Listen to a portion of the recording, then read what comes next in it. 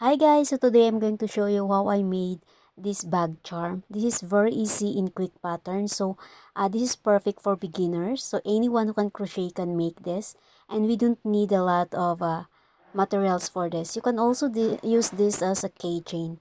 So we will need the beads, our crochet hook, scissors, darning needle, and of course that white yarn. So we will start by making a loop. So we will roll that 7 times.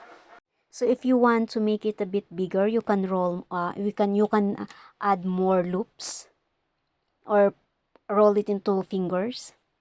And then we will just make a single crochet around that loops or that circle.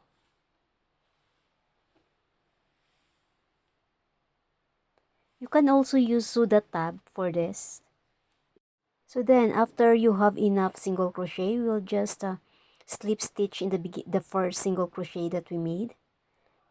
So after that slip stitch, we will yarn over, insert a hook in that space, pull the yarn, again yarn over, insert your hook, and then pull the yarn.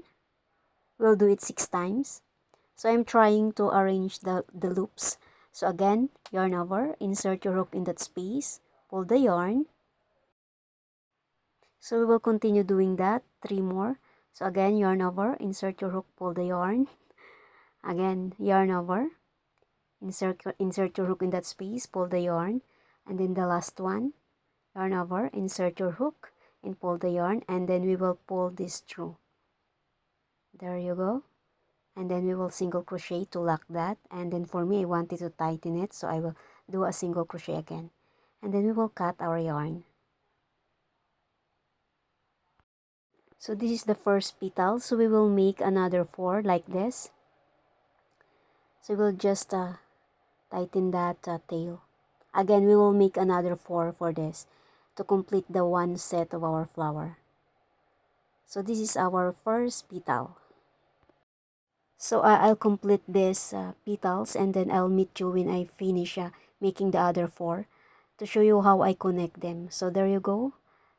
Here's our petals. So we will just connect them by sewing them together using the darning needle and the white yarn. So just like that. Just make it sure that it's not upside down. So in 10 minutes, you can make this project, you can finish this, and you will be surprised for the result of this. So yeah, after you sew it all together, we'll pull the yarn, and then we will tie it, but don't make it too tight that it will make them shrink. Just tight enough not to keep them moving. And then we will just cut our yarn. It's okay if there's a bit space in the middle because we're going to add our beads there later on. So if the hole of your beads is a little bit bigger that your darning needle can just fit in, you can just go direct sew it. But for me, that beads has a very small hole, so we will use the thinner needle to sew them. So I have my needle now, so I will just sew it just like that.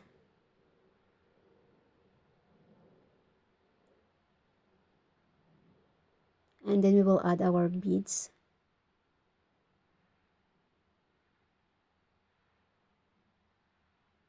We just have to make sure that it's secured so that the beads will not fall off. So these beads will add life to our flowers. So I will just tie it tightly at the back and cut the yarn to make sure that the beads will not move around. So then after that, we will just create the chain. So the length of the chain is up to you.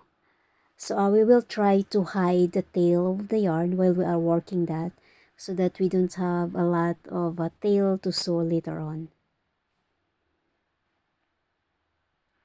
So yeah, again, the length of your chain is up to you.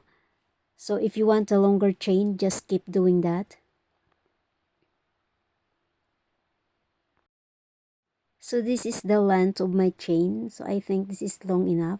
So then I will just make a slip stitch in the next stitch where I make the chain.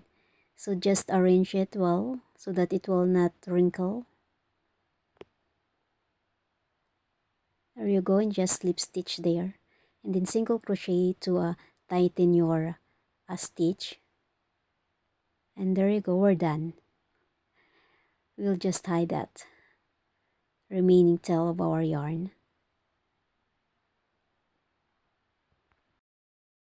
So there you go, our project is done.